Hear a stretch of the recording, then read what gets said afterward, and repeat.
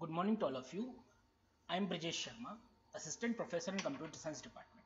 In this video lecture, I will give you the complete explanation and solution of your today's online quiz. So let us start with question number 1. Basically, we are not using any type of ordering in the particular question, so I can pick any question at any instant of time. So in our first question, the 3 alarm clocks ringing their alarms at regular intervals of 28 seconds, 30 seconds and 24 seconds. If they first beep together at 10 am, at what time will they beep again for first time? In this type of question, two concepts are very necessary or important. First is the number of alarm clocks, or we can get any, or you can choose, you will get any type of object in this particular case. Here I am using alarm clocks. You can get doorbells, rings or any particular objects. Second is number. 3 alarm clocks. In this particular case we are using 3 alarm clocks. And second concept is the regular intervals of 28, 30 and 24 second. यानी इस type के जो questions हैं उसमें हमारे पास दो चीजें होती हैं. पहला number of objects, in this case 3 number of objects, and second is intervals, or we can say time duration. We have 3 alarm clocks and 3 time duration. और हमसे ये पूछा गया है कि अगर वो एक साथ घड़ी में अगर 10 बजा है या 10 AM का टाइम है तो वो एक साथ रिंग करती हैं और कितने टाइम के बाद वो फिर से रिंग करेंगी. This is our question. इस टाइप के क्वेश्चन को सॉल्व करने के लिए हमें सिंपल जो सबसे अच्छी ट्रिक है वो ये है, वी कैन यूज एलसीएम. जो हमारे पास इंटरवल्स है हम उनका एलसीएम कैलकुलेट करेंगे. जो हमारा एलसीएम आएगा वो हमारा आंसर होगा.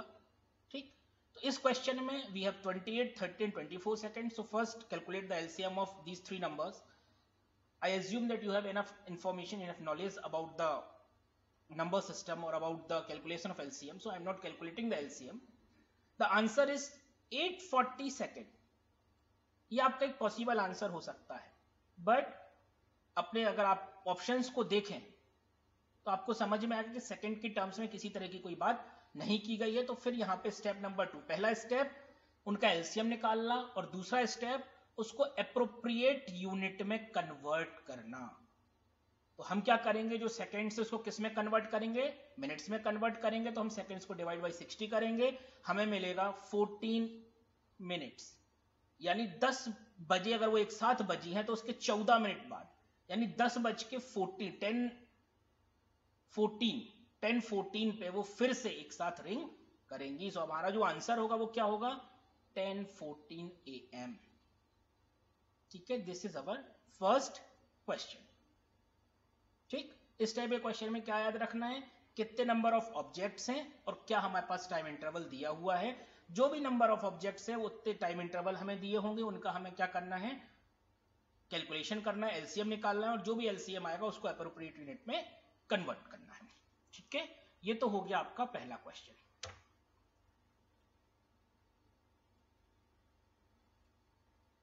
Now question number 2.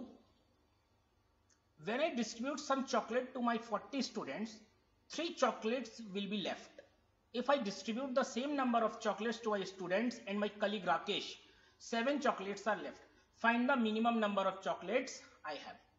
देखिए, इस टाइप का जो क्वेश्चन है हमारे पास कि हमारे पास कुछ चॉकलेट्स हैं जो हमने कुछ पर्टिकुलर सेट ऑफ स्टूडेंट्स को क्या की हैं, डिस्ट्रीब्यूट की हुई हैं.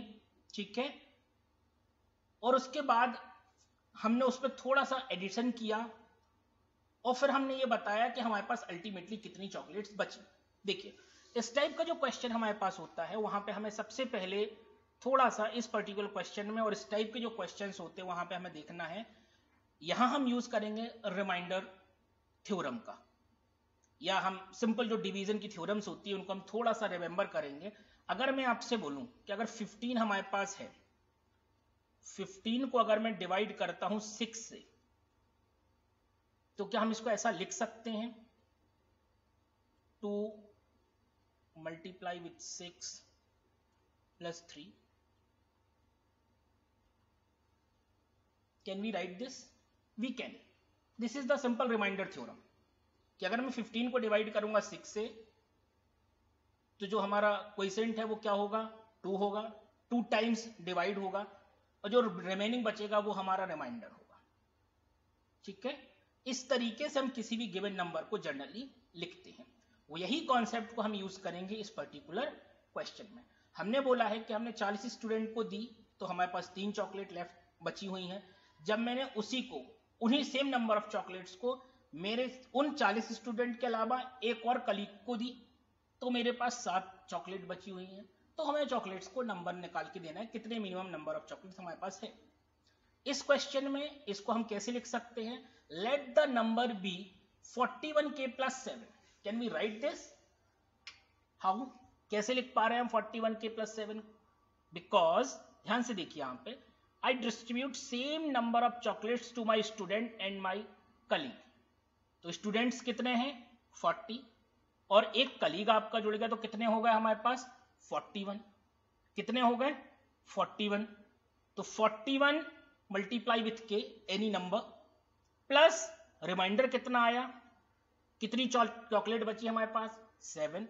तो हमने इस पर्टिकुलर नंबर को जो हमें फाइंड आउट करना है इसको इस टर्म्स में मैंने लिख लिया। जो नंबर है वो क्या है, उस नंबर को हमने क्या लिखा है 41k + 7। ठीक है, 7 केवल बची कितनी, इसको हम थोड़ा सा रिलेवेंट करेंगे रिमाइंडर थ्योरम से।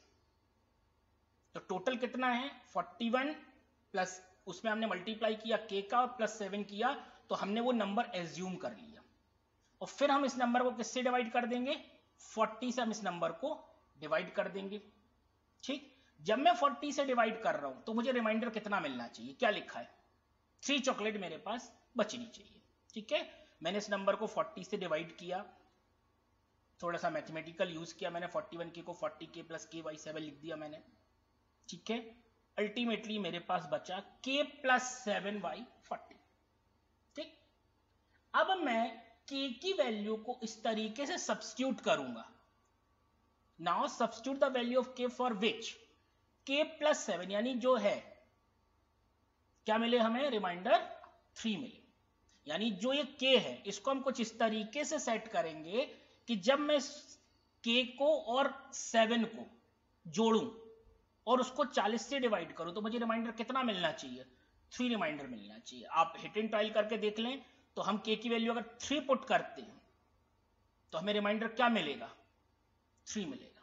आप देख लीजिए 36 + 7 कितना होता है 43।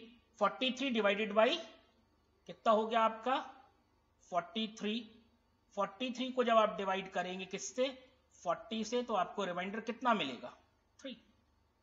ठीक, यानी k की वैल्यू कितनी आई आपके पास 36। तो नंबर क्या हमने एज्यूम किया था 40k + 7। अब इस इक्वेशन में इस नंबर में हम k की वैल्यू पुट कर देंगे तो हमारा जो फाइनल आंसर होगा वो होगा 1479। यहां जो आपका आंसर होगा, यहां जो आप आंसर लिखेंगे वो लिखेंगे 1479।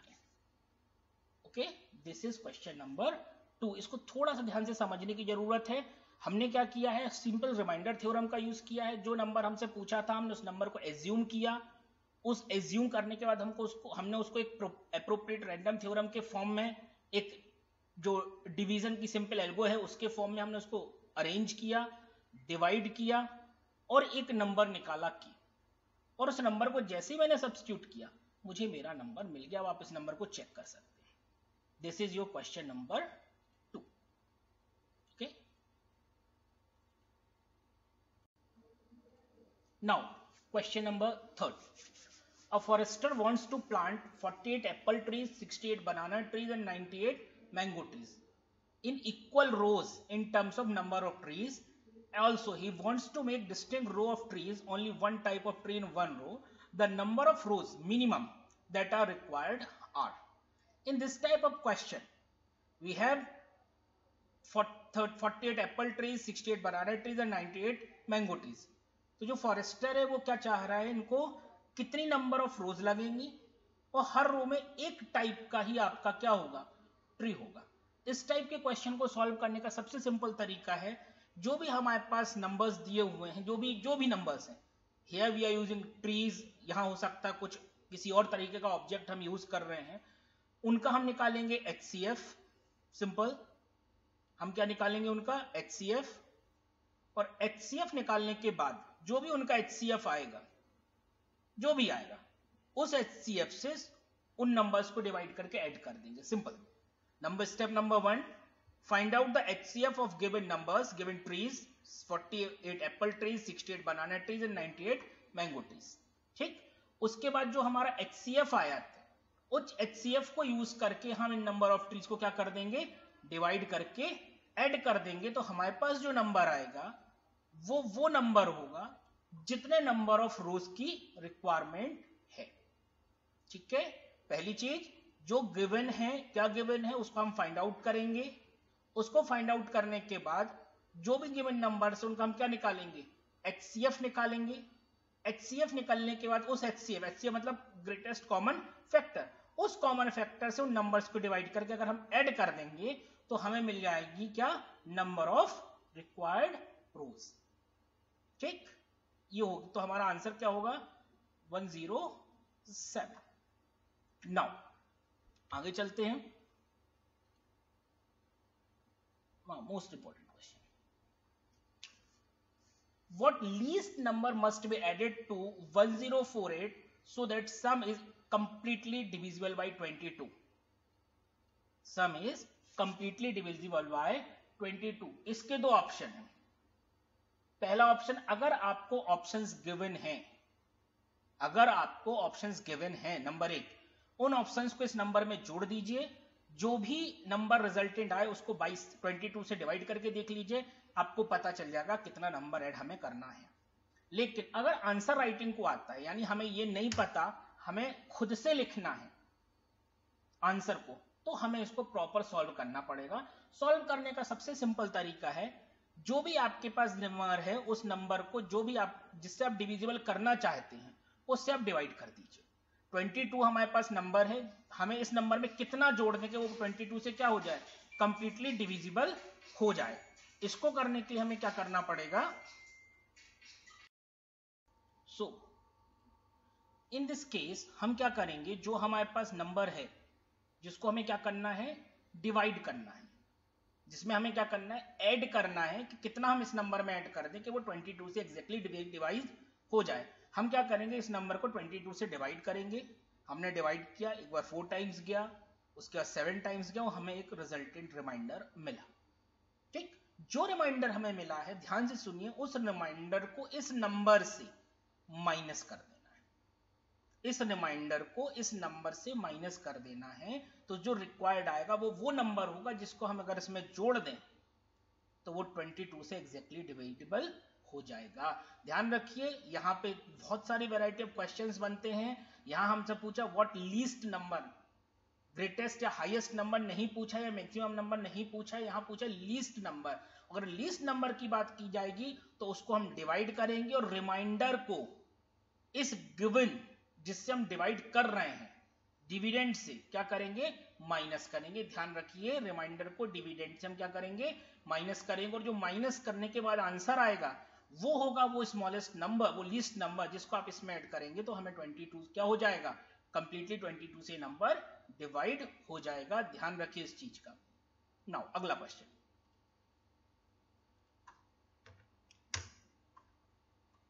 थोड़ा सा ट्रिकी क्वेश्चन है, थोड़ा सा ज्यादा नहीं, बहुत सिंपल है, ट्रिकी है हल्का सा। रोशन buys a candle, matchbox and bulb for ₹41. If the least cost of any of 3 items is 12 and it is known that the candle cost is less than matchbox and the bulb cost more than matchbox, what is the cost of candle? यानी कि रोशन जो है उसने 3 चीजें खरीदी हैं, candle, Matchbox और bulb, जिनका टोटल सम जो है 41 है। ठीक, और हमें यह पता है कि इनमें से किसी एक आइटम की जो कॉस्ट है वो क्या है, least cost 12, if at least cost of any one of 3 item is 12। और हमें ये पता है, एक कंडीशन हमें दी है कि जो कॉस्ट है कैंडल की वो किससे कम है, मैच बॉक्स से कम है, और मैच बॉक्स की कॉस्ट किससे कम है, आपके बल्ब से कम है। ठीक, इस टाइप के क्वेश्चन के लिए हमें सबसे पहले तो क्या समझना पड़ेगा, हमें समझना पड़ेगा कंडीशन को, हमें समझना पड़ेगा कंडीशन को। ये हमारी कंडीशन है बेसिकली, ठीक।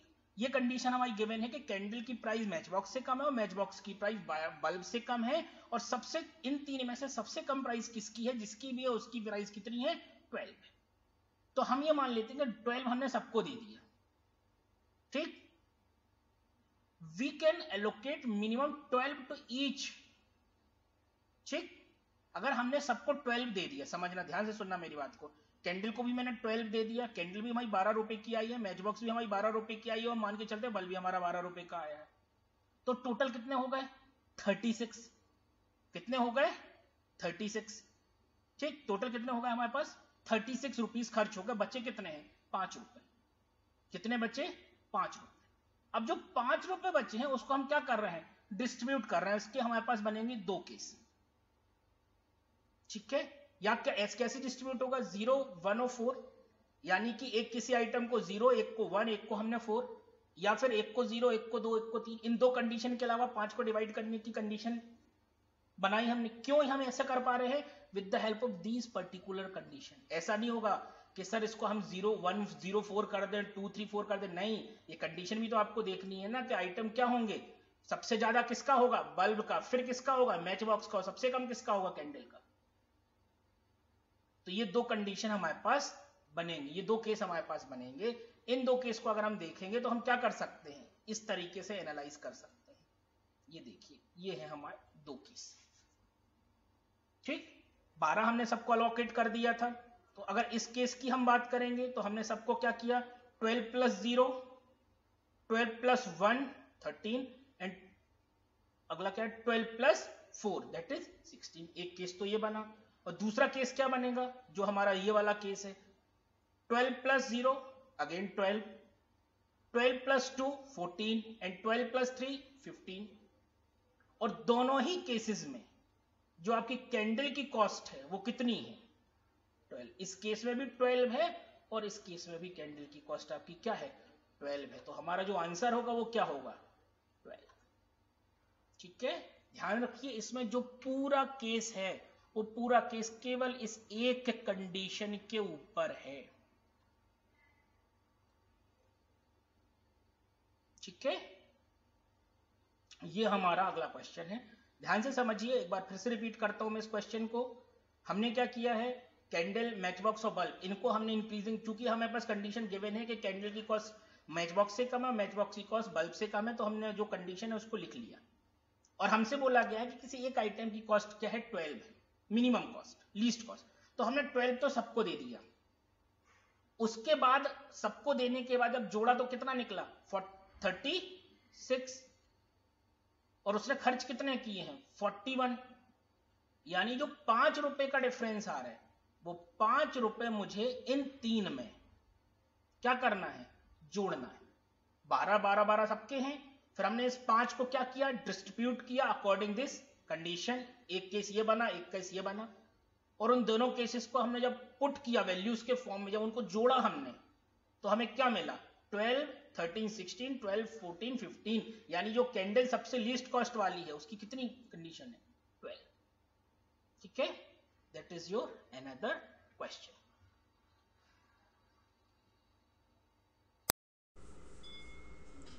Okay, so let us start with another question. In this particular question, a number is doubled and 12 is added. If the resultant is tripled, it becomes 90. So what is the number? In this particular question, we have number. Okay, so suppose a number is x. We are just supposing number is x. So a number is doubled. So we can 2x. We can do 2x, and 12 is added. Okay, so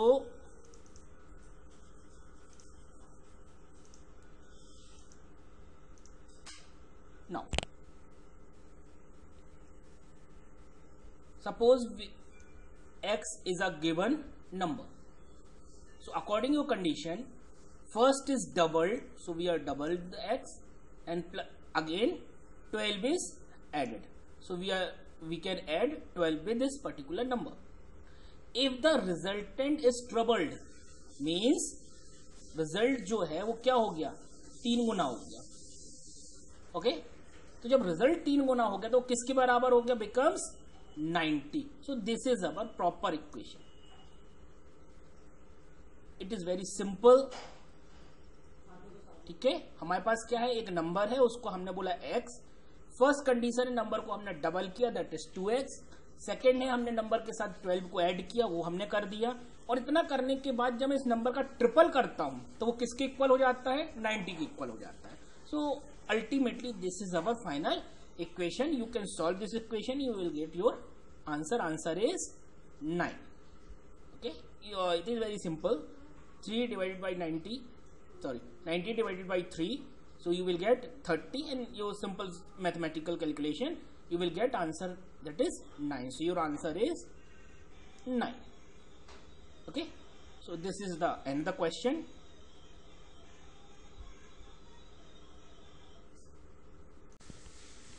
Okay, so now let's start with a new question. Our question is, when a number is divided by 15, the remainder is 12. Or when same number is divided by 16, the remainder is 8. What is the number?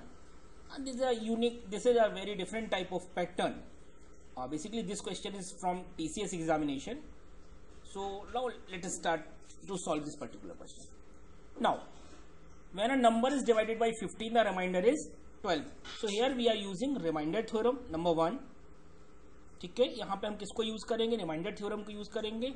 After that we will get 2 equation, then we can just solve the equation and we will get our result. So the first equation is x, this is our number, is divided by 15, so we get remainder 12. so we can use a remainder theorem and we can write this number like this. We can like this. Okay, means number is x, dividend is 15 and remainder is 12, and quotient is p, any number. Now second equation, because the number is same numbers, we are using again x, and we will get our second equation, 16q plus 8. First equation from first condition, this is our first condition, and second question is our second condition. Okay, so both x are equal, so we can equate these two particular equations, and after that if we are using this particular, solve this particular equation, we will get q equal to 15p plus 4 divided by 16. 15p plus 4 divided by 16. That is our equation. That is our final equation. Now, how we can solve after this particular step? अब हमें यहाँ पे क्या करना है, p की सबसे छोटी वैल्यू सोच लीजिए. p की सबसे छोटी वैल्यू, जिससे ये जो नंबर है ये क्या बन जाएगा, whole number. Now the least value of p for which q equal to this is a whole number. We are talking about whole number. Remember this point. We are not using any random value like starting with 0, then 1, then 2, then 3, and then 4. No. We are using this p in a such way that this whole equation equal to a whole number. If we are using p equal to 4, then we will get 15 multiply with 4 and divided by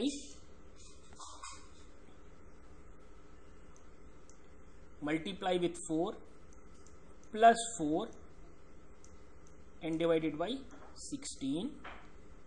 So 15 into 4, that is 60 and plus 4, 64 divided by 16. So we will get whole number. Now if we get value of p, then we can solve this particular equation. So we can just put the value of p and we will get our answer, that is 72. So our answer is 72. This is our answer. Again, I am just explaining again. Here in this particular question we are using remainder theorem. हमें remainder theorem का थोड़ा सा knowledge होना जरूरी है. Remainder theorem बिल्कुल simple. इसके पहले वाले क्वेश्चन में मैंने आपको रिमाइंडर थ्योरम बताई थी. इस रिमाइंडर थ्योरम की हेल्प से हम क्या करेंगे, वी हैव अ नंबर, हमारे पास एक नंबर है और एक नंबर के साथ साथ दो कंडीशन है जो एक ही नंबर के ऊपर अप्लाई हो रही है. यानी अगर किसी नंबर को हम x को हम 15 से डिवाइड करते हैं तो रिमाइंडर 12 आता है. उसी नंबर को अगर मैं 16 से डिवाइड करता हूं तो रिमाइंडर हमारा 8 आता है. इससे हमें दो इक्वेशन मिल जाती हैं. चूंकि दोनों के RHS LHS जो है वो सेम है, so we can equate these two equation. इन दोनों इक्वेशन को इक्वेट करने के बाद जब हम इन्हें सॉल्व करते हैं तो हम क्या हमें मिलता है, q equal to 15p + 4 divided by 16. अब हमें सिर्फ p की वैल्यू को गैस करना है जिससे हमारी जो इक्वेशन है ये क्या हो जाए, एक होल नंबर हमें दे दे. यानी q जो मिले वो हमें एक होल नंबर मिले. तो हमने p को ट्राई किया. p की वैल्यू 4 अगर हम पुट करते हैं तो 64 डिवाइड बाई 16 होगा तो वो कंप्लीटली डिवाइड हो जाएगा और हमें एक होल नंबर आंसर में मिल जाएगा. जिससे हम ये मानते हैं कि जो हमारा p इक्वल टू 4 हमने चुना था वो सही था. बस p की वैल्यू हमें मिल गई है तो हम किसी एक इक्वेशन में p की वैल्यू को पुट कर देंगे और हमें हमारा आंसर जो है वो मिल जाएगा. तो हमारा जो आंसर होगा वो होगा 72. Okay, thank you. Now let's take another question. The sum of the 1980 is divided into 3 parts in such a way that 1/4 of first part, 1/2 of the second part, and 4th one and the third part are equal. Find the sum of 5 times first part, 3 times of second part, and 4 times of a third part. This is very simple question. यहाँ पे हमें केवल एक चीज देखनी है, simple mathematical calculation है. यहाँ पे क्वेश्चन की लैंग्वेज से हमें थोड़ा सा कंफ्यूज करने की कोशिश की गई है, लेकिन इतना टफ क्वेश्चन ये नहीं है जितना कि इसको बताया गया है. तो हम इसको सॉल्व करने की कोशिश करते हैं. देखिए हमसे क्या बोला है कि कुछ एक अमाउंट हमें गिवन है, उस अमाउंट को 3 पार्ट्स में हमने डिवाइड किया है और उन 3 पार्ट्स को हमने एक कंडीशन बेसिस पे डिवाइड किया है. हमें कुछ कंडीशंस दी हुई हैं. ठीक है, तो हम ये मान के चलते कि हमारा जो अमाउंट है उसको हमने 3 पार्ट में डिवाइड किया. तीनों पार्ट कौन कौन से, x, y और z. ठीक, यानी इस अमाउंट को हमने डिवाइड किया है 3 पार्ट्स में. तो इन सबको अगर जोड़ दिया जाएगा तो हमें क्या मिल जाएगा, वो नंबर मिल जाएगा जो हमें चाहिए. ठीक है, तो x + y + z equal to क्या हो जाएगा, 1980. ठीक है, एक चीज तो यहां तक समझ में आया. हमने क्या किया, एज्यूम किया कि जो हमारा अमाउंट है उसको हमने 3 पार्ट्स में डिवाइड किया है. तीनों पार्ट्स को हमने नंबर दे दिया है, एक नाम दे दिया, एक वेरिएबल दे दिया है, x, y और z. इन तीनों को अगर मैं सम करूंगा, ऐड करूंगा तो हमें क्या मिलेगा, वो नंबर मिलेगा जिसको हमने डिवाइड किया है. ये हो गया एक स्टेप. सेकंड स्टेप की हम बात करते हैं. फिर हमें बताया गया है कि 1/5 of first part, 1/2 of second part, 4th one is, ये हमने क्या किया इन 3 हिस्सों में, 1/5, 1/2 एंड 4th वन. ठीक, तो हमने क्या किया, पहले पार्ट का क्या बोला है उन्होंने, 1/5 बोला है. दूसरे पार्ट का क्या बोला है, 1/2 बोला है. तीसरे पार्ट का 4th वन बोला है. इनको हमने लिया और तीनों पार्ट हमसे क्या बोले, इक्वल है, पार्ट्स इक्वल है. तो xy 5 करा पहले पार्ट का 5, y इक्वल टू y/2 यानी दूसरे पार्ट का 1/2 एंड तीसरे पार्ट का क्या है, 4th. ये चारों क्या है, ये तीनों क्या है, इक्वल है. तो हमने इक्वल एक नंबर दे दिया इसको k. ठीक, ये तीनों क्या है, इक्वल है, तो इसको एक नंबर दे दिया हमने k. और सिंपल मैथमेटिक्स यूज की तो x की वैल्यू निकाली हमने 5k, y की वैल्यू निकाली हमने 2k और z की वैल्यू हमने निकाली 4k. है ना, कैसे निकाली, x इक्वल टू 5 हमें दिया हुआ है, इक्वल टू k. 5 इधर जाएगा तो क्या मिलेगा हमें, x इक्वल टू 5k. ठीक, ये हमें मिल गया. तो हमें x भी मिल गया, y भी मिल गया और z भी मिल गया. एक इक्वेशन हमने ऊपर वैसे बना के रखी थी, हमने एक इक्वेशन ये वाली बना के रखी थी कि जब x + y + z करेंगे तो क्या मिलेगा, 1980 मिलेगा. हमने x की वैल्यू, y की वैल्यू और z की वैल्यू पुट कर दी. उससे हमने क्या किया, 11k जोड़ा. 11k से हमने k को फाइंड आउट कर दिया, दैट इज अवर k. ये k हमें मिल गया. अभी क्वेश्चन पूरा सॉल्व नहीं हुआ है, ये सिंपल हमने क्या किया है, 3 पार्ट में डिवाइड किया. तीनों पार्ट को जोड़ा, जोड़ने से हमने बोला वो किसके बराबर है, 1980 के बराबर है। और चूंकि हमारे तीन पार्ट की जो कंडीशन दी हुई थी 1/5, 1/2 और 1/4, और वो हमसे क्या बोल रहे थे, तीनों पार्ट क्या इक्वल है, तो हमने इस कंडीशन को यूज करते हुए एक्स वाई जेड को निकाला और हमने के की वैल्यू फाइंड आउट कर लिया। अब हम आते हैं अपने एक्चुअल क्वेश्चन पे। हमारे एक्चुअल क्वेश्चन में क्या बोला है, find the sum of 5 types of first part, find the sum of 5 times the first part. ठीक है, ये हमें लिखा हुआ है 5 times of the first part, 3 times of second part and 4 times of third part. ठीक, फर्स्ट पार्ट क्या हमारा था, एक्स था, तो हमने वैल्यू पुट कर दी 5 times of first part into means 5 into x, third times of second part मतलब 3 into Y, क्योंकि हमारा सेकेंड पार्ट क्या है, वाई है, और थर्ड पार्ट हमारा क्या है, जेड है, और वो कितना है 4 टाइम्स है, तो हमने वो पुट कर दिया। और एक्स वाई जेड की हमने वैल्यू पुट कर दी। एक्स की वैल्यू कितनी आई थी, 5 के, 2 के और 4 के, और के की वैल्यू हमें पता है क्या है, के की वैल्यू हमें कितनी फाइंड आउट हो गई, 150 हमने पुट कर दिया और सिंपल से हमने जोड़ा, तो हमें जो आंसर मिला वो मिला 8460, यानी ये जो आपका आंसर है ये आपका सही आंसर है। अब कुछ लोग यहाँ पे भी सॉल्व कर सकते हैं, अगर आपको यहाँ से कंफ्यूजन लग रहा है तो आप यही के की वैल्यू पुट कर दीजिए, एक्स वाई जेड यहाँ से निकाल लीजिए और फिर इक्वेशन में वैल्यू पुट कर दीजिए, तो भी आपका आंसर निकल आएगा, कोई इश्यू यहाँ पे नहीं है। मैंने क्या किया है, यहाँ एक्स की वैल्यू यहाँ ना फाइंड आउट करते हुए मैंने सीधे एक्स की वैल्यू पुट कर दी, इससे मुझे मल्टीप्लाई करने में प्रॉब्लम ना हो। ठीक है, ये है आपका क्वेश्चन का सॉल्यूशन। इसको एक बार शॉर्ट में इसको ब्रीफ कर देता हूं मैं। हमें क्या था, एक नंबर दिया था, उसको हमने 3 हिस्सों में डिवाइड किया था, तीनों हिस्से हमारे इक्वल थे और हर हिस्से के लिए हमारे पास एक कंडीशन गिवन थी। ठीक है, तो हमने क्या किया, 3 हिस्से एज्यूम कर लिए, उनको जोड़ा तो हमें वो नंबर मिला।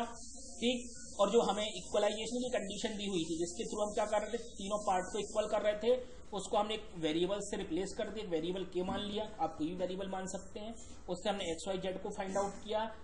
एक्स वाई जेड चूंकि हमने एक इक्वेशन बना के रखी थी, उससे हमने के की वैल्यू फाइंड आउट की, फिर हमने अपने क्वेश्चन को सॉल्व किया अकॉर्डिंग द गिवन कंडीशन। ठीक,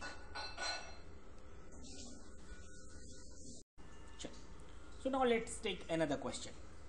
In this question, in a test with 36 questions, 3 points are deducted for each wrong answer and 6 points are added for every correct answer. How many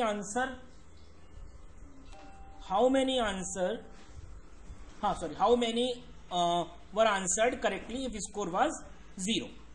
This is our question. Okay, so we have 2 methods for this type of question. First is if options are given, अगर हमें options दिए हुए हैं तो हम उस option को देखते हुए इसको करेक्ट कर सकते हैं। सपोज अगर मैं बोलूं आपसे कि अगर हमारा सब आंसर जो है वो आपको मैं बता देता हूं, अगर हमारे पास आंसर में करेक्ट आंसर सपोज हमारे पास 12 है, okay, we are just assuming हमारा करेक्ट आंसर 12 है, तो अगर 12 आंसर्स करेक्ट हैं तो कितने पॉइंट, हर आंसर के लिए कितने पॉइंट हैं, 6 पॉइंट है। तो 12 मल्टीप्लाई विथ 6 दैट इज 72,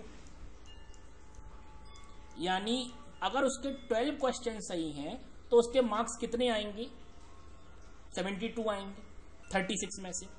ठीक, लेकिन अगर उसके मार्क्स 72 हो गए और हमें कितने चाहिए, इफ स्कोर वाज 0, यानी जितने मार्क्स आए हैं पॉजिटिव में, यानी जितने पॉइंट्स हमने अर्न किए हैं, और रिमेनिंग क्वेश्चंस जो हैं जब वो गलत होंगे तो उस हिसाब से, उस रेशियो से वो गलत होने चाहिए कि वो उसका स्कोर क्या मिले हमें, 72।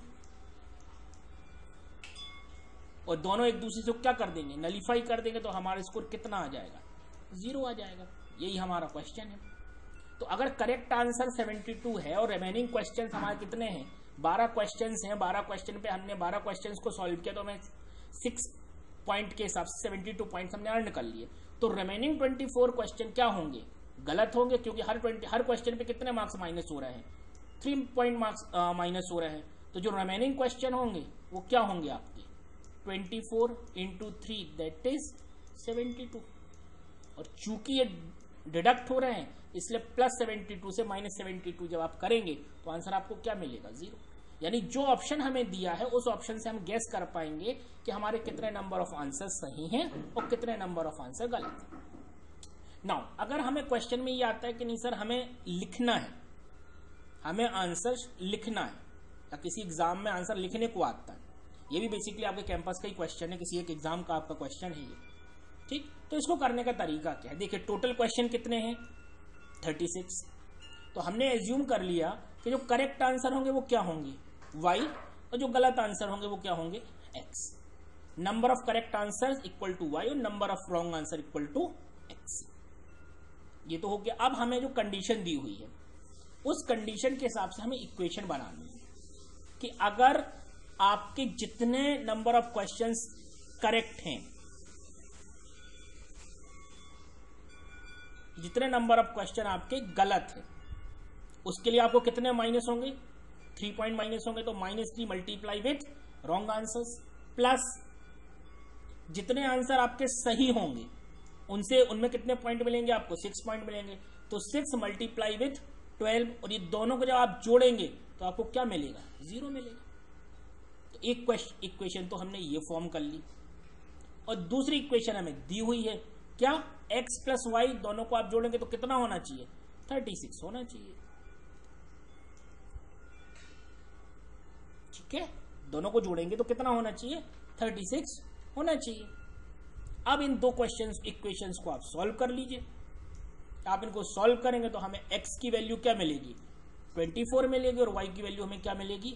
12 मिलेगी। तो जो आपका करेक्ट आंसर, आपसे आंसर में क्या पूछा है? हाउ मेनी आंसर करेक्टली, यानी y की वैल्यू आपका क्या होगी? आंसर होगी, यानी आपका जो आंसर होगा वो होगा आपका 12। दैट इज योर आंसर, ठीक है। इसको समराइज करें तो हमें कितने क्वेश्चन दिए? बोले सर 36 क्वेश्चन दिए।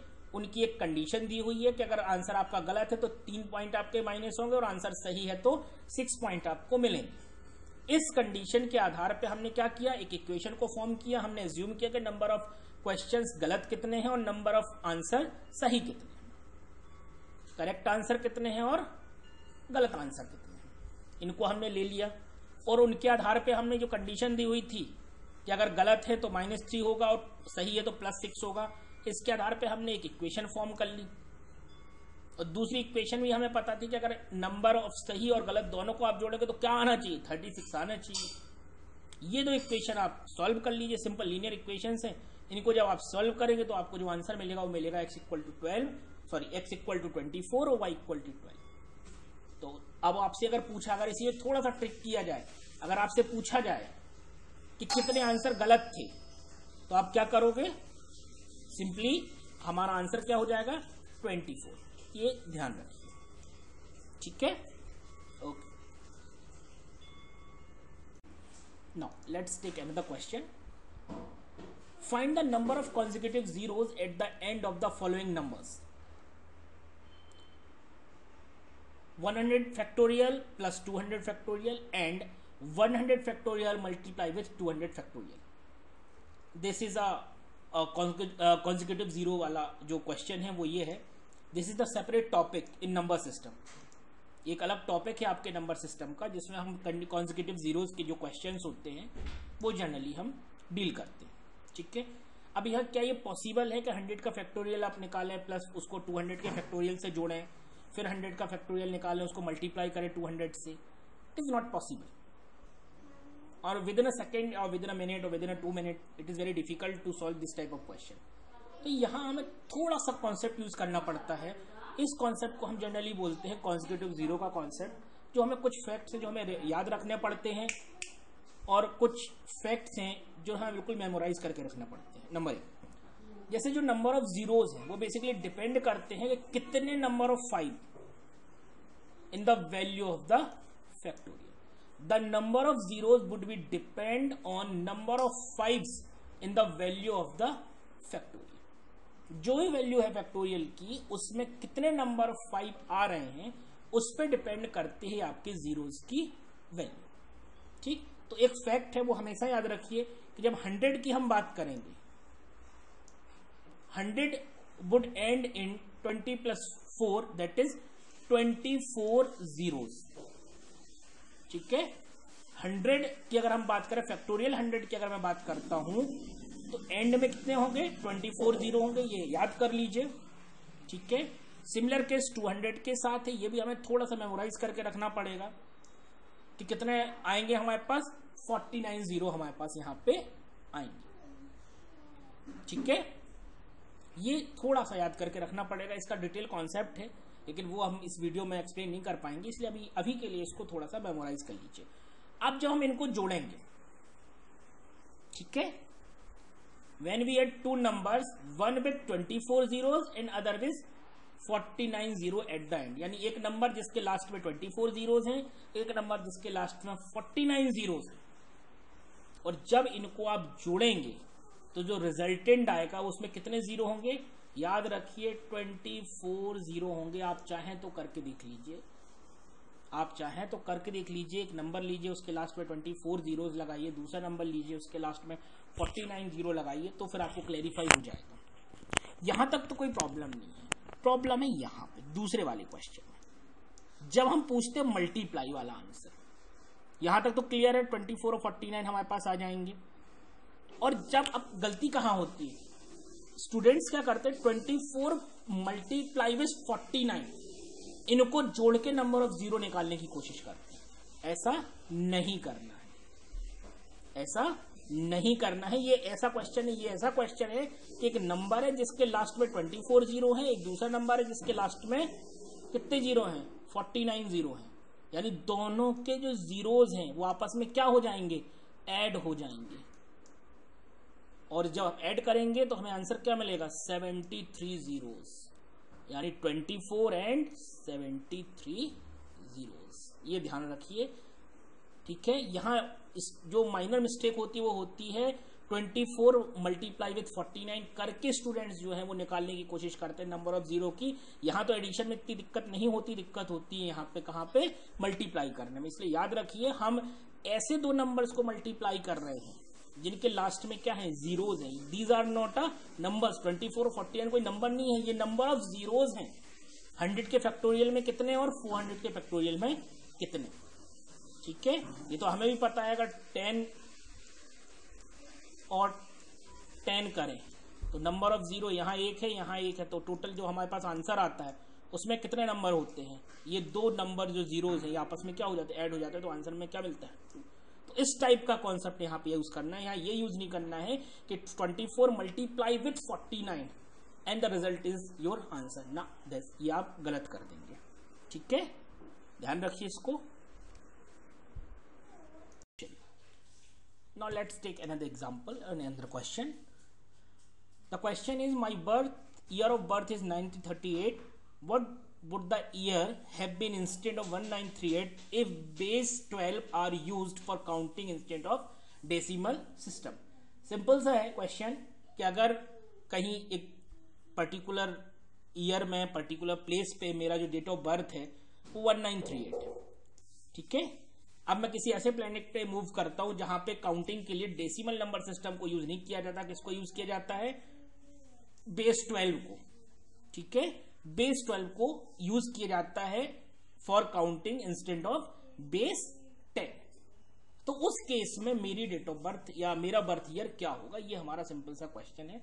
ये भी एक बार टीसीएस में आया हुआ क्वेश्चन है, टीसीएस के एग्जाम का आया हुआ क्वेश्चन है, बहुत सिंपल क्वेश्चन है। हमें क्या करना है, चूंकि हमारा 1938 जो हमारा है, ठीक है, 1938 जो हमारा है वो किसमें है, डेसिमल नंबर सिस्टम में है, और हमसे बेस 12 ने पूछा है, तो हमें सिंपल इसको डेसिमल इंटू डेसिमल से बेस 12 में हमें इसको क्या करना है, कन्वर्ट कर देना है। बस ये सिंपल कन्वर्जन का क्वेश्चन है, इसमें कोई ज्यादा हमें दिमाग लगाने की जरूरत नहीं है। इस तरह का कोई भी क्वेश्चन अगर हमारे सामने आता है कि अगर एक पर्टिकुलर, देखिए जो कैंपसेस में क्वेश्चन आते हैं वो कुछ इस तरीके से आते हैं, बहुत डिटेल में आपसे कन्वर्ट नहीं करवाएंगे। वो सिर्फ ऐसे ही होगा कि कहीं एक पर्टिकुलर में डेसिमल है तो इसका हेक्साडेसिमल क्या होगा, या बाइनरी है तो ऑक्टल क्या होगा, इस टाइप के क्वेश्चन जनरली पूछे जाते हैं, बहुत लेंथी क्वेश्चन नहीं पूछे जाते हैं।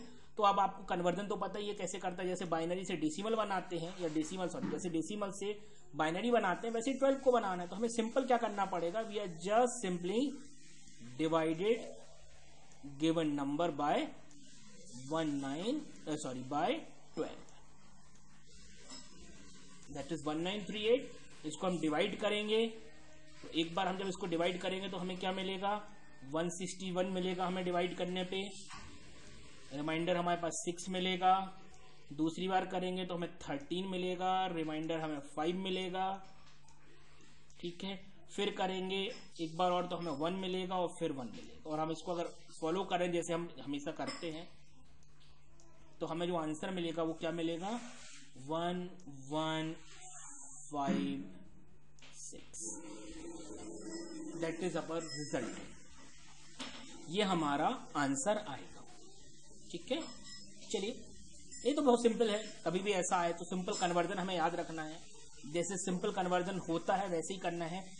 जनरली जो है वो बेस 10 में देते हैं, और बेस 10 में देने के बाद या बेस या बाइनरी में देने के बाद, ये बहुत कॉमन है, या तो बेस 10 में देंगे या बेस 2 में देंगे। और सिंपली नहीं पूछते हेक्साडेसिमल या किसी, क्योंकि उसमें आप क्या करते हैं, जनरली कैलकुलेटर्स को यूज कर लिया जाता है, तो वो कोशिश करते हैं कि किसी भी बेस में दे दें, क्योंकि कन्वर्जन तो सारे बेस का एक जैसे ही होता है, एक ही मेथड होती है कन्वर्ट करने की किसी भी बेस से दूसरे बेस में, तो वो कोशिश ये करते हैं। ठीक है, चल अगले क्वेश्चन को हम डील करते हैं। Find the number of zeros in 1728 including 1 in number itself. ठीक है, number of divisor, find the number of divisors of 1728। अब नंबर ऑफ डिवीजर्स हमसे पूछे गए हैं कि 1728 के नंबर ऑफ डिवीजर्स कितने हैं, इंक्लूडिंग 1 और नंबर, इस नंबर एक को और इस नंबर को इंक्लूड कर लें तो कितने नंबर ऑफ डिवीजर हमारे पास हैं। अब हम कैसे करेंगे कि नंबर ऑफ डिवीजर तो हम यार ऐसे नहीं लिख पाएंगे ना, हम हर नंबर से डिवाइड करके तो नहीं देखेंगे, तो इसके लिए डायरेक्ट फॉर्मूला हमारे पास होता है।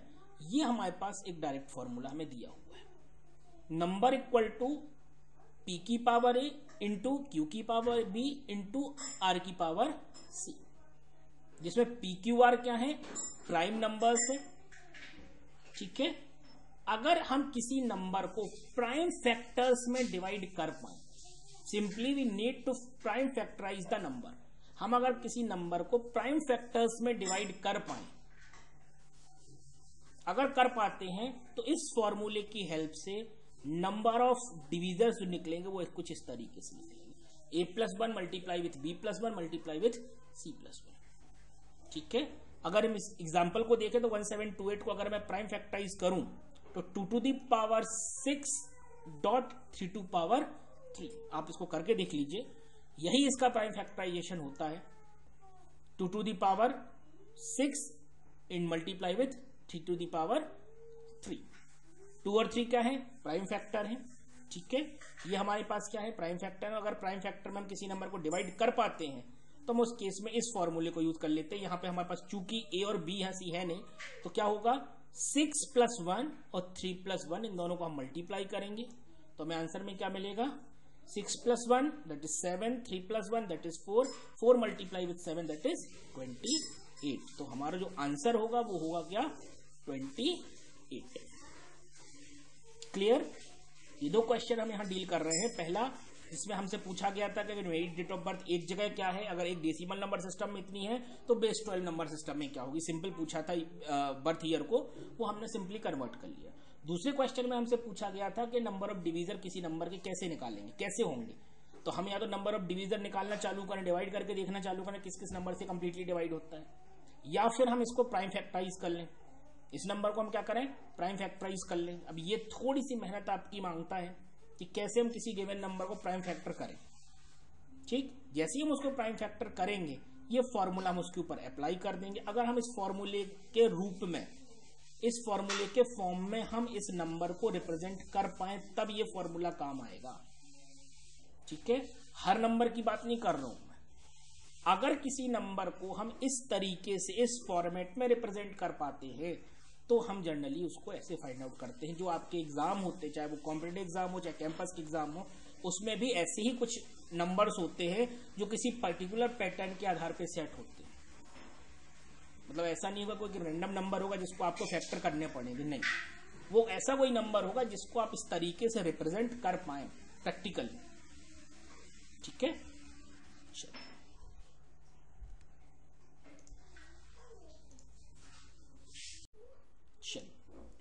so let us take another question. Let x a number when divided by 493 leave the remainder 210 and what will be the remainder when number is divided by 29. Simple question है, इसको हम इस तरीके से ना देखें कि 493 the very big number and this the very big number, how we can deal with this. Simple है, कोई एक नंबर है, उस नंबर को अगर मैं 493 से डिवाइड करता हूं तो रिमाइंडर कितना आता है, 210 आता है. अगर उसी नंबर को मैं 29 से डिवाइड करूंगा तो हमारा रिमाइंडर क्या आएगा, ये हमारा सिंपल क्वेश्चन है. देखिए, तो हम यहाँ पे भी अगर रिमाइंडर के कॉन्सेप्ट को यूज करेंगे, सपोज अगर हमारे पास कोई नंबर x है जिसको मैंने बोला है कि डिवाइड कर रहा हूं मैं किससे, 493 से, तो इसको क्या मैं ऐसे लिख सकता हूं जिस तरीके से मैंने लिखा हुआ है. सिंपल, हम जो डिविडेंड, डिवाइजर और क्वोशिएंट का और रिमाइंडर का जो कॉन्सेप्ट है हम उसको यहाँ पे यूज कर रहे हैं. x हमारा डिविडेंट है, 493 हमारा डिवाइजर है, k हमारा क्वोशिएंट है और रिमाइंडर हमारा 210 है.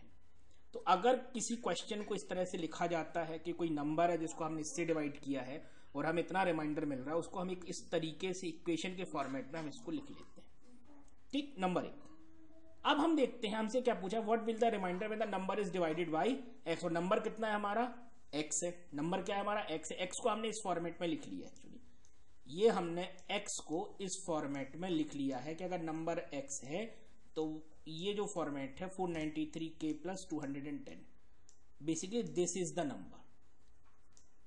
x की वैल्यू ये है हमारे केस में. अब अगर हम इस नंबर को डिवाइड करें किससे, 29 से, तो रिमाइंडर क्या होगा, ये हमारा क्वेश्चन है कि अगर हम इस नंबर को 29 से डिवाइड करते हैं तो हमारा रिमाइंडर क्या होगा. This is our question. ठीक है, ये हमारा थोड़ा सा क्वेश्चन है. ठीक, अब अगर हम इस केस को ध्यान से थोड़ा सा नोटिस करेंगे तो हम पाएंगे इसमें कि जो हमारा ये वाला कॉन्सेप्ट है, ये वाला कौन सा, x equal to 493k plus 210, this is 210 divided by 29. और जो 493 है ये 29 से आप डिवाइड करके देख लीजिए, कंप्लीटली डिविजिबल है. ठीक है, ये अगर 493 को आप 29 से डिवाइड करेंगे तो ये कंप्लीटली डिविजिबल हो जाएगा. यानी कि कोई भी नंबर k की वैल्यू कुछ भी हो सकती है, कोई भी k की किसी भी वैल्यू के लिए ये जो टर्म है ये क्या होगी, कंप्लीटली डिवाइड हो जाएगी किससे, 29 से. और रिमाइंडर क्या आएगा आपका, 0 आएगा. हमें करके नहीं देखना, हमें सिर्फ इतना पता होना चाहिए कि ये जो नंबर है 493, क्या ये 29 से कंप्लीटली डिविजिबल है, यस. तो इसके बाद इसके साथ किसी भी का आप मल्टीप्लाई करके देख लीजिए, वो कंप्लीटली डिविजिबल होगा. ठीक, तो उस केस में ये जो नंबर है ये इसका रिमाइंडर क्या होगा, 0 आएगा. तो अब बचा क्या नंबर के साथ, 210. अब हमें केवल 210 को 29 से डिवाइड करके देखना है. उस केस में जो हमारा आंसर आएगा वो आएगा हमारा आंसर 7. आप चाहे तो करके देख लीजिए, 210 को 29 से डिवाइड कीजिए, ठीक है, 7 आपका रिमाइंडर आ जाएगा. ये हमारा क्वेश्चन है. तो इस टाइप के जो क्वेश्चन है ये भी एक कॉम्प्लेक्स प्लेसमेंट का ही क्वेश्चन है. जो इस टाइप के क्वेश्चन आते हैं, इस टाइप के क्वेश्चन में हमें एक थोड़ा सा ध्यान देने की बात ये होती है कि हम नंबर को रिप्रेजेंट कैसे करें. हमें क्वेश्चन में बोला गया था x एक नंबर है जिसको हमने 493 से डिवाइड किया और 210 हमें मिला, तो उसकी हेल्प से हमने एक इक्वेशन बना ली इस तरीके से कि x क्या होगा, 493 मल्टीप्लाई विथ k प्लस 210. ये रिमाइंडर थ्योरम की हेल्प से, रिमाइंडर के कॉन्सेप्ट से हमने इसको फाइंड आउट कर लिया. अब चूंकि x की वैल्यू ये है पूरी और हमने बोला है कि इसी x की वैल्यू को अगर मैं 29 से डिवाइड करूंगा तो रिमाइंडर कितना आएगा. तो पहला जब हम इस पूरे को 29 से डिवाइड करके देखेंगे तो ये जो हिस्सा है, ये हिस्से के साथ तो कोई दिक्कत है ही नहीं. क्यों, क्योंकि 493 29 से कंप्लीटली डिविजिबल है. इसके साथ किसी भी नंबर का मल्टीप्लाई कर दीजिए, रिमाइंडर क्या आएगा, 0 आएगा. तो अब हमें कंसर्न किसकी है, सिर्फ इस पार्ट की कंसर्न है. उसको आप डिवाइड करके देख लें, आंसर आपको मिल जाएगा. ठीक है,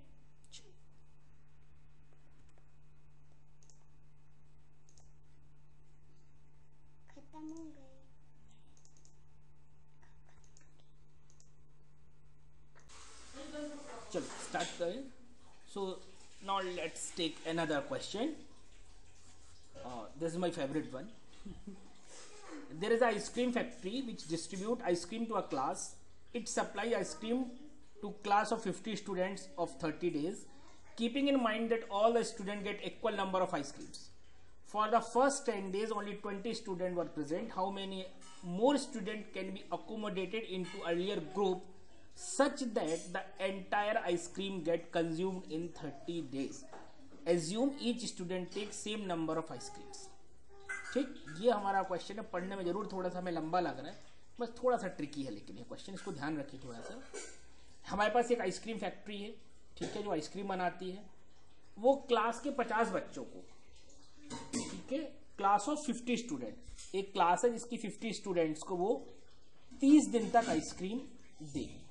ठीक, ये ध्यान में रखते हुए कि हर स्टूडेंट को इक्वल नंबर ऑफ आइसक्रीम मिले.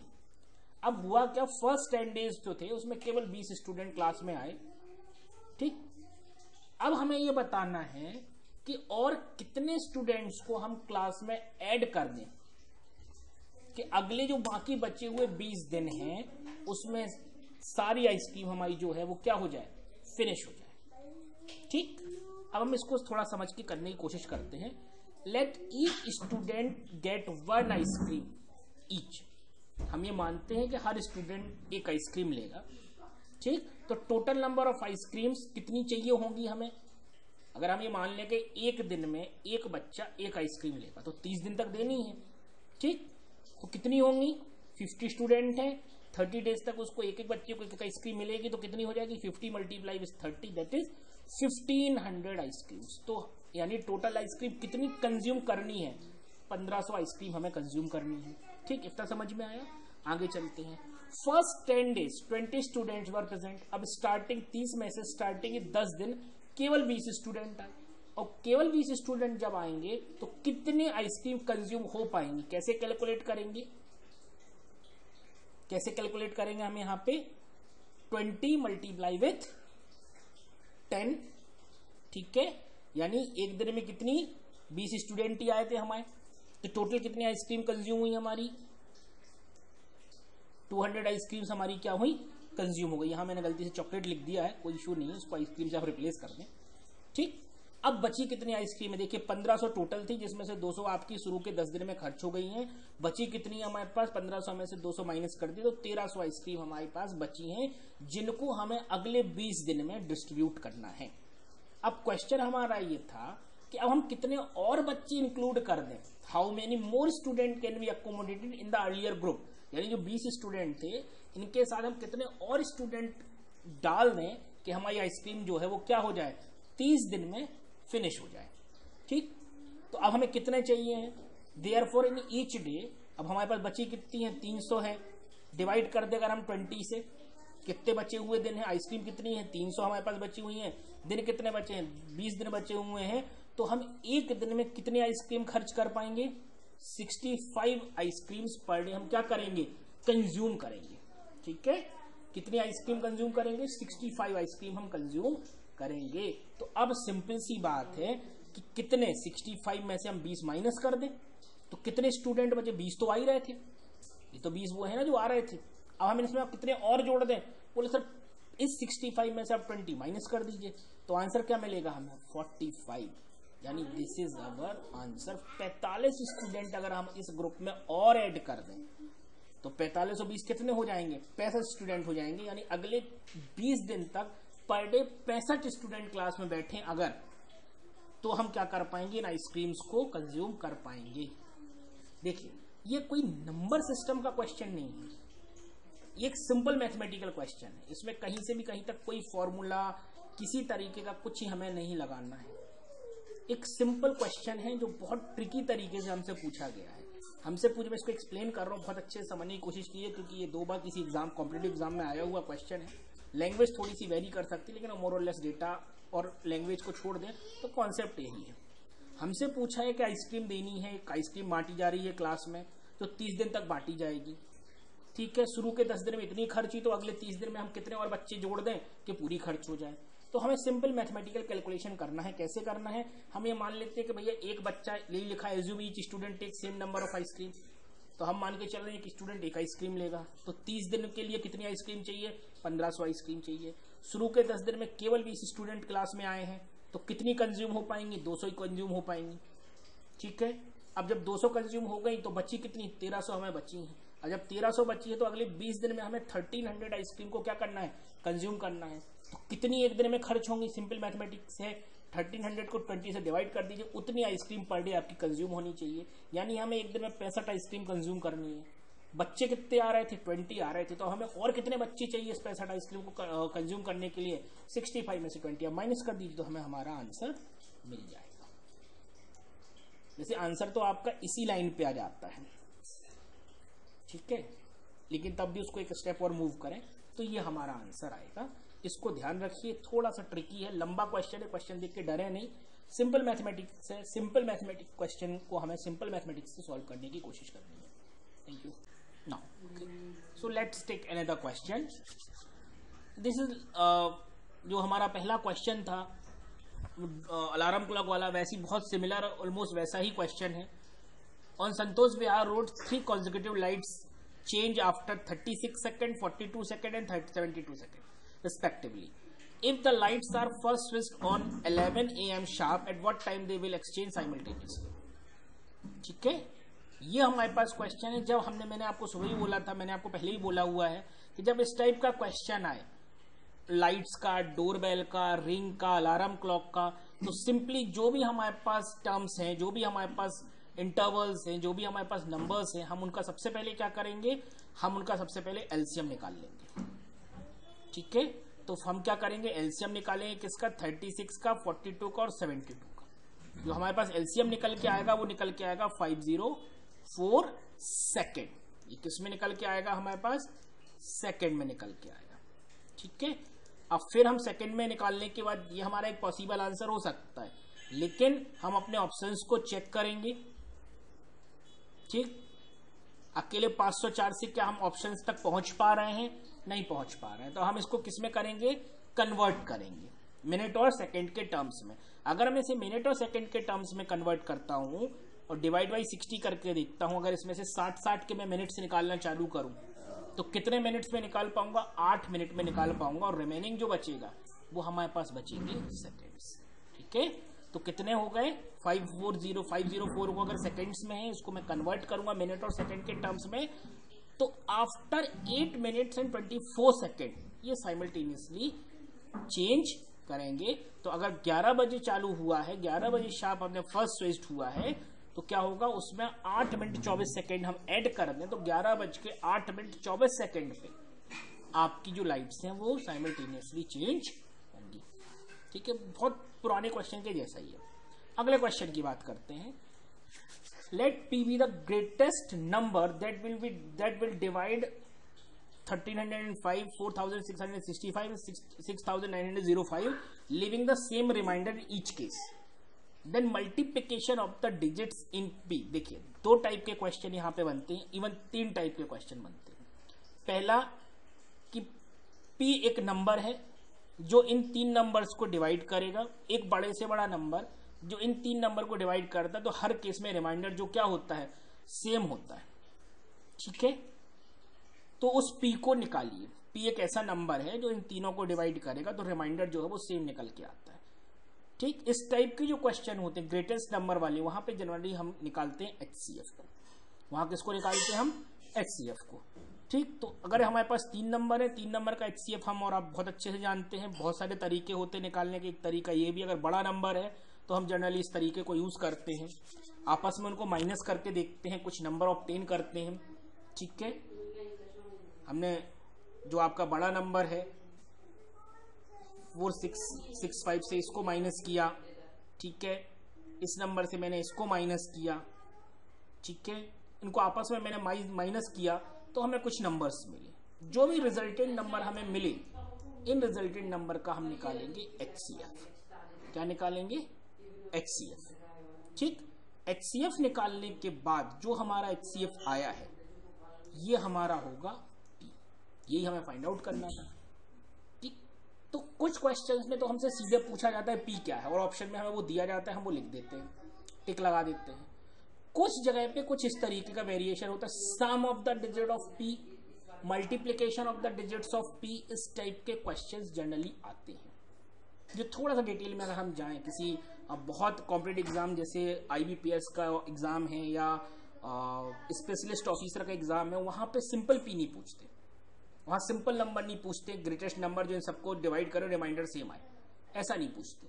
उसमें थोड़ा सा वेरिएशन है, तो वो ये क्वेश्चन उस थोड़े वेरिएशन का है कि हम पी फाइंड आउट करें और मल्टीप्लीकेशन की हम बात करें तो ऑप्शन में हमें क्या मिलेगा, चूंकि एक जीरो है इसलिए हमारा नंबर क्या होगा, मल्टीप्लीकेशन डिजिट इन पी क्या होगा, जीरो होगा। ये ध्यान रखने वाली बात है, इसलिए ऑप्शन इसका क्या है, नन है, क्योंकि जीरो हमें ऑप्शन में दिया नहीं गया है।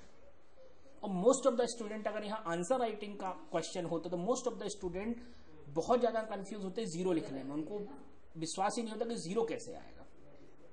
इसलिए मैं आपको बता रहा हूँ कि इसमें दो वैरायटी के क्वेश्चन बनते हैं, या तो एडिशन पूछा जाएगा, addition of the digits of P, या फिर मल्टीप्लीकेशन पूछा जाएगा। सीधा नंबर बहुत कम पूछते हैं, ठीक है। तरीका बहुत सिंपल है, ग्रेटेस्ट नंबर हमें निकालना है जो इन तीनों को डिवाइड करे और रिमाइंडर सेम आए। अगर सेम रिमाइंडर का केस है तो हम उनका क्या निकालते हैं, सिंपल HCF निकालते हैं।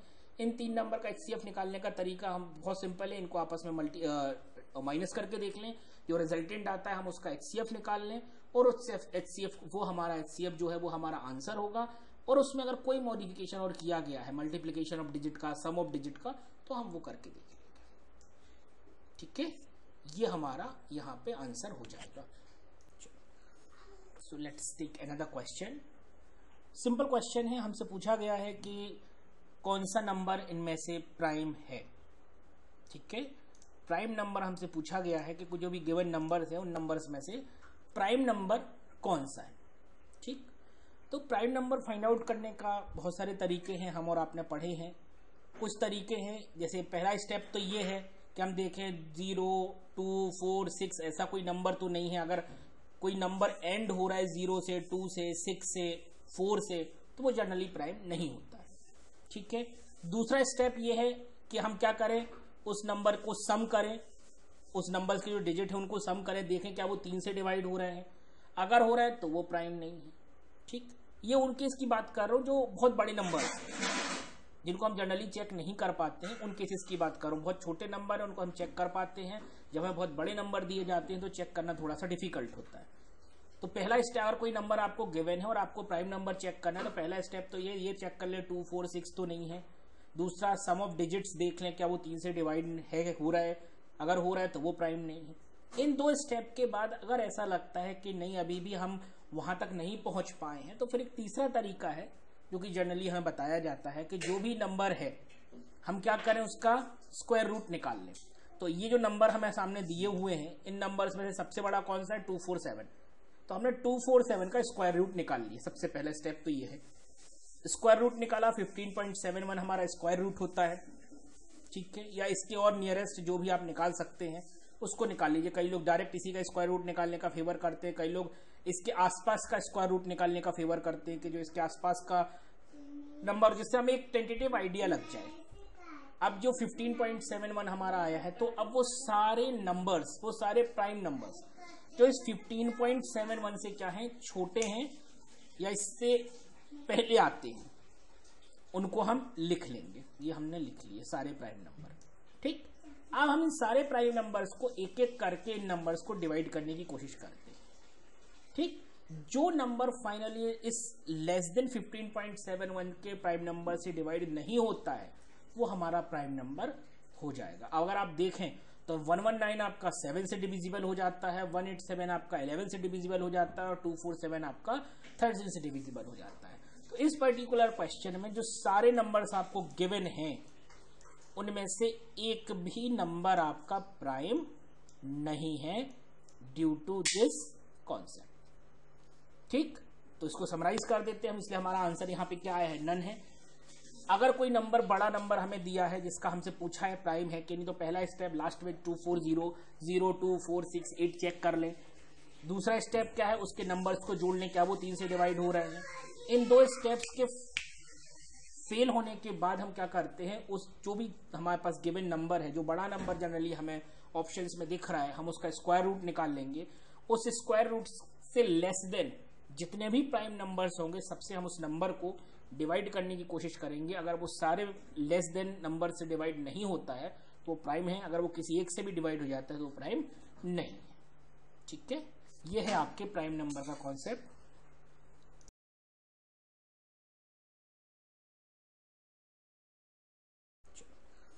सो let's take another question. Simple question है, हमसे पूछा गया है कि कौन सा नंबर इनमें से प्राइम है। ठीक है, प्राइम नंबर हमसे पूछा गया है कि कुछ जो भी गिवन नंबर्स हैं उन नंबर्स में से प्राइम नंबर कौन सा है। ठीक, तो प्राइम नंबर फाइंड आउट करने का बहुत सारे तरीके हैं, हम और आपने पढ़े हैं। कुछ तरीके हैं, जैसे पहला स्टेप तो ये है कि हम देखें 0, 2, 4, 6 ऐसा कोई नंबर तो नहीं है। अगर कोई नंबर एंड हो रहा है 0 से, 2 से, 6 से, 4 से, तो वो जनरली प्राइम नहीं होता है।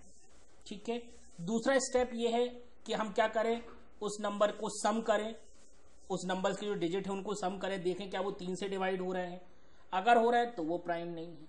ठीक, ये उन केस की बात कर रहा हूँ जो बहुत बड़े नंबर हैं, जिनको हम जनरली चेक नहीं कर पाते हैं, उन केसेस की बात कर रहा हूँ। बहुत छोटे नंबर है उनको हम चेक कर पाते हैं, जब हमें बहुत बड़े नंबर दिए जाते हैं तो चेक करना थोड़ा सा डिफिकल्ट होता है। तो पहला स्टेप, अगर कोई नंबर आपको गिवन है और आपको प्राइम नंबर चेक करना है तो पहला स्टेप तो ये चेक कर ले 2, 4, 6 तो नहीं है। दूसरा, सम ऑफ डिजिट्स देख लें क्या वो 3 से डिवाइड है, हो रहा है। अगर हो रहा है तो वो प्राइम नहीं है।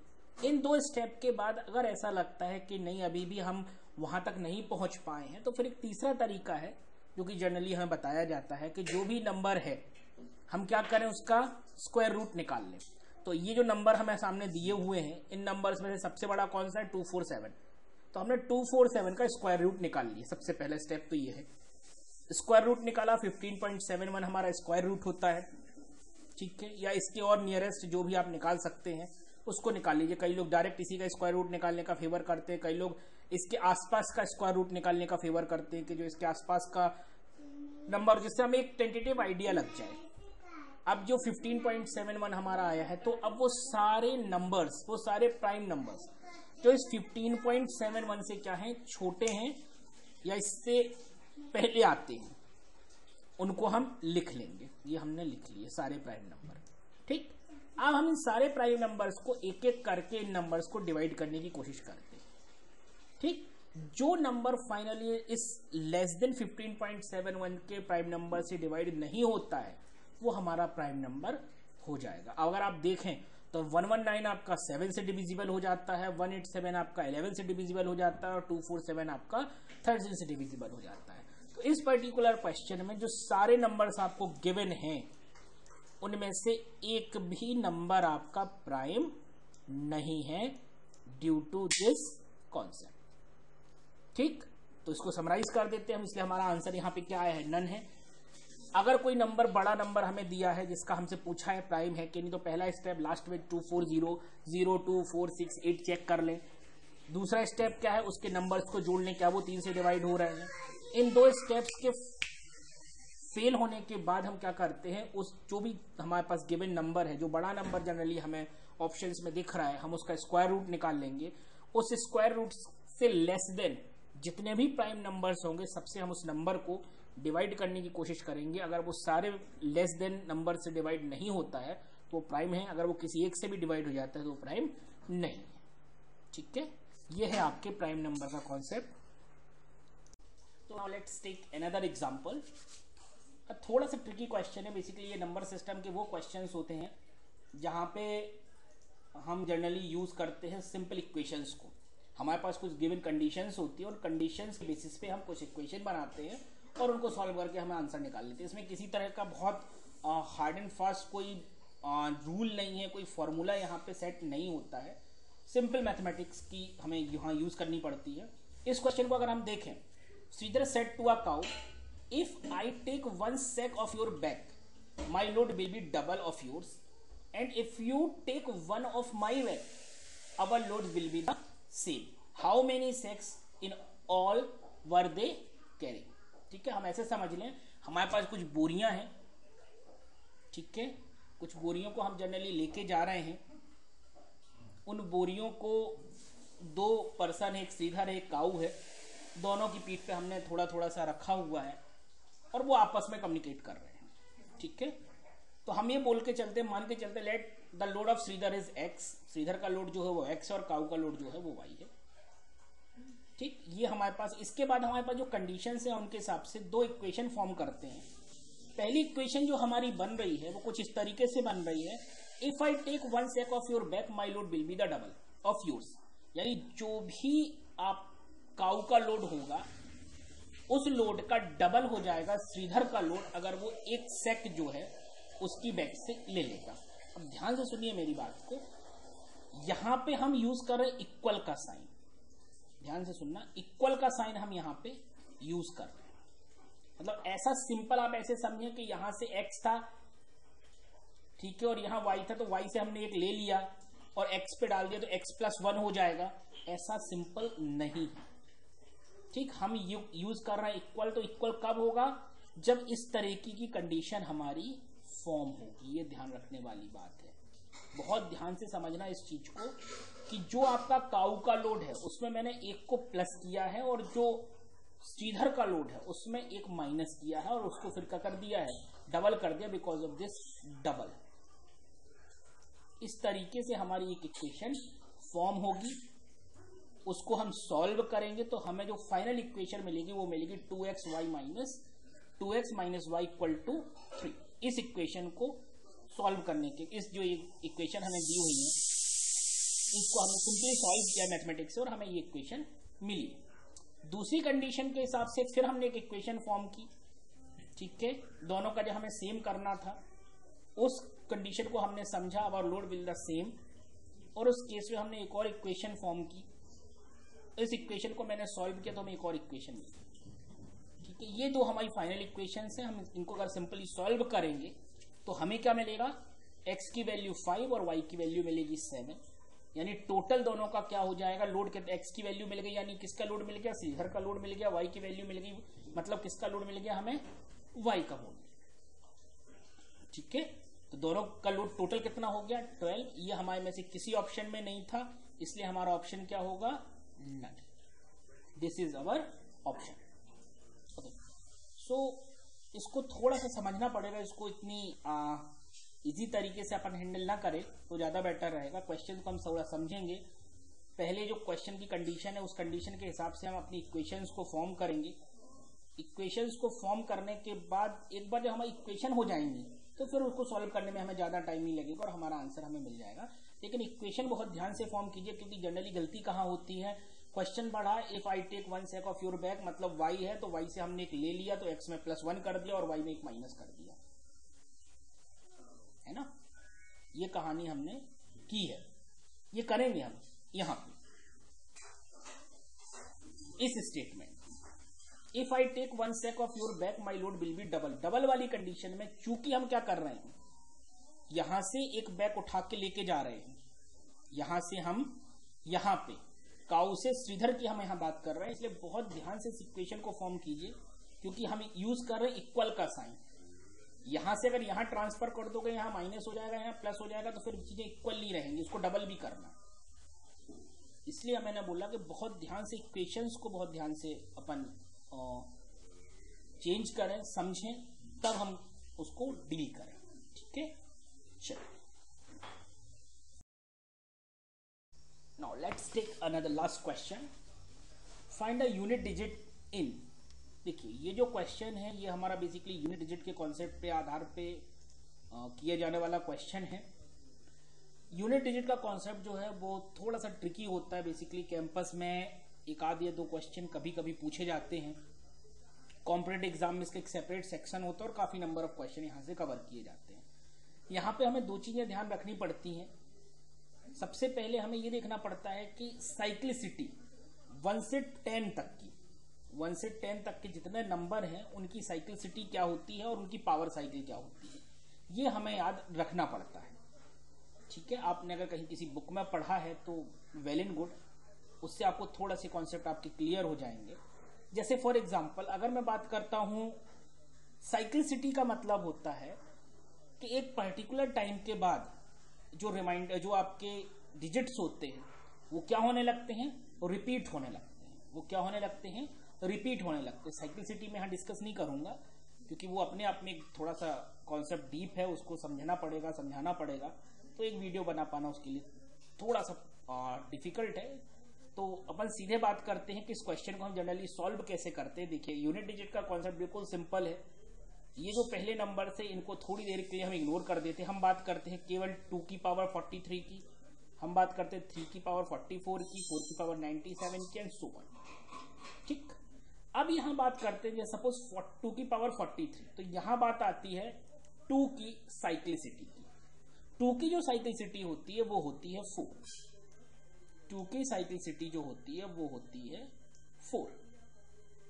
ठीक है, 2 की साइक्लिसिटी क्या होती है? 4 होती है। तो आप इस नंबर को क्या कीजिए, 4 से डिवाइड कर दीजिए 43 को।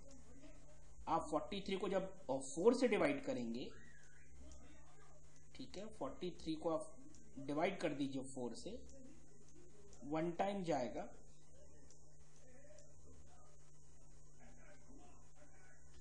ठीक है, और रिमाइंडर आपका बचेगा 3। रिमाइंडर आपका बचेगा 3। अब यहां पे हमें याद रखनी पड़ती है उसकी पावर साइकिल। साइक्लिसिटी से मैंने डिवाइड किया, जो रिमाइंडर हमारा आया, जो भी रिमाइंडर हमारा आया है, उस रिमाइंडर को हम इक्वेट करने की कोशिश करते हैं साइक्लिसिटी से। ठीक है, या सिंपल वर्ड्स में बोलो, रिमाइंडर हमारा 3 आया है, तो 2 टू दी पावर 3 को हम कैलकुलेट कर लेंगे, तो वो हमें मिल जाएगा 8। ऐसे समझ ले अभी फिलहाल के लिए। ठीक, 2 टू दी पावर 3 को हम कैलकुलेट कर लेंगे, हमें क्या मिलेगा? 8 मिल जाएगा। कैसे किया हमने? रिमाइंडर जो 3 आया है उसको 2 टू दी पावर 3 कर दे हम। बेसिकली ऐसा ही शॉर्ट ट्रिक टाइप का है, इसके लिए हमें साइक्लिसिटी बस पता होनी चाहिए। बाकी जो उनकी पावर साइकिल होती है, पावर साइकिल मतलब कितना टाइम के बाद वो रिपीट करते हैं, वो हमें जनरली याद होनी चाहिए। ठीक है, तो जो तीसरे नंबर का पावर पे आता है वो आता है हमारा 8। ऐसा कुछ इस तरीके से 2 का होता है, 2, 4, 8। तो तीसरे नंबर पे हमारा रिमाइंडर 3 है, तो तीसरे नंबर पे क्या आता है? 8 आता है, इसलिए हम यहाँ पे 8 लिख रहे हैं। और सिंपल वर्ड्स में समझाने के लिए मैंने आपको लिखा है कि जो रिमाइंडर आया उसको 2 टू दी पावर 3 कर दीजिए, वो हम यहाँ पे पुट कर देंगे। कोई जरूरी नहीं हर बार ऐसा हो, लेकिन मोस्ट ऑफ द केसेस में ऐसा होता है। ठीक है, अगला आता है 44। 44 यानी 3 की पावर 44, तो 3 की साइक्लिसिटी भी क्या होती है? 4 होती है। ठीक है, 4 के बाद मतलब 4 डिजिट्स के बाद, 4 नंबर्स के बाद वो अपने आप को रिपीट करने लगता है, इसलिए साइक्लिसिटी की हम बात कर रहे हैं। इस 4 से हम किसको डिवाइड कर दें? 44 को डिवाइड कर देंगे। इस केस में रिमाइंडर जो है वो हमें जनरली मिलेगा 0। ठीक, तो हम यहां क्या कर देंगे? 3 की पावर 0। ठीक, तो हमें क्या मिल जाएगा? 1 मिल जाएगा। फिर बात करते हैं 44 की। ठीक है, 4 की साइक्लिसिटी की। इसी तरह बात करेंगे 6 की साइक्लिसिटी की। फिर बात करेंगे हम 7 की साइक्लिसिटी की। फिर हम बात करेंगे 8 की साइक्लिसिटी की। ठीक, तो इनकी जो साइक्लिसिटीज हैं, जो साइक्लिसिटी हम जनरली बोलते हैं, यूज करते हैं, उसके बेसिस पे ये नंबर्स आपके निकाले जाएंगे। ठीक है, उसके बेसिस पे हमारे नंबर, जैसे 7, सपोज 7 की साइक्लिसिटी होती है अगेन 4। 7 की साइक्लिसिटी जो होती है वो होती है हमारी 4 है। डिवाइड करके देख लीजिए आप, 104, 105 को 7 से आप डिवाइड करेंगे, है ना, तो हमें जो रिमाइंडर मिलेगा वो जनरली मिलता है, करके देख लीजिए आप वो हमें क्या मिलेगा? 1। तो 7 की पावर 1 हम लिखेंगे तो हमें क्या मिल जाएगा? 7 मिल जाएगा। ठीक है, ये इस तरीके की बात हमारे यहाँ पे होती है। 8 की भी साइक्लिसिटी हमें देखना है, 6 की भी साइक्लिसिटी हमें देखना है। साइक्लिसिटी जो भी आती है उससे इस नंबर को डिवाइड करना है, और जो नंबर से हम इसको डिवाइड कर रहे हैं उसके बाद जो हमारा रिमाइंडर आ रहा है, उस रिमाइंडर को हम उस नंबर की पावर में लिख के उसको कैलकुलेट कर लेंगे। अब आप जब इन सबको मल्टीप्लाई करेंगे तो उसके बाद जो रिजल्टेंट आएगा उसका यूनिट डिजिट हमें बताने को क्वेश्चन था, वो यूनिट डिजिट आपका आएगा 6। ठीक है, ये थोड़ा सा ध्यान रखने वाली चीज है, इसको बिल्कुल चलिए। ठीक है, तो इसको हमें ध्यान रखना है। यहाँ पे साइक्लिसिटी की जब हम बात कर रहे हैं तो साइक्लिसिटी बहुत इंपॉर्टेंट कॉन्सेप्ट है, याद रखिए। 2 की साइक्लिसिटी जो होती है वो होती है आपकी 4। 3 की साइक्लिसिटी भी आपकी 4 होती है। 4 की साइक्लिसिटी आपकी 2 होती है। 6 की साइक्लिसिटी आपकी 1 होती है। 7 की साइक्लिसिटी 4 होती है, और 8 की साइक्लिसिटी भी आपकी 4 होती है। ठीक है। इन साइक्लिसिटीज को यूज करके आप इन नंबर्स को डिवाइड करेंगे। इन नंबर्स को डिवाइड करने का जो रिमाइंडर बचेगा उस रिमाइंडर को इनकी पावर्स के रूप में इनकी नंबर्स की पावर रख के कर दीजिए, यानी इस पूरे नंबर को उस रिमाइंडर से आप रिप्लेस कर दीजिए, सिंपल। और उसके बाद जो हमें रिजल्टेंट मिलेगा वो रिजल्टेंट का चूंकि हमें मल्टीप्लाई करना है इसलिए हमने उनका मल्टीप्लाई किया, रिजल्ट जो हमें मिला वो मिला 6, दैट इज आवर आंसर। ठीक है, ये हमारा यहाँ पे कंप्लीट होता है।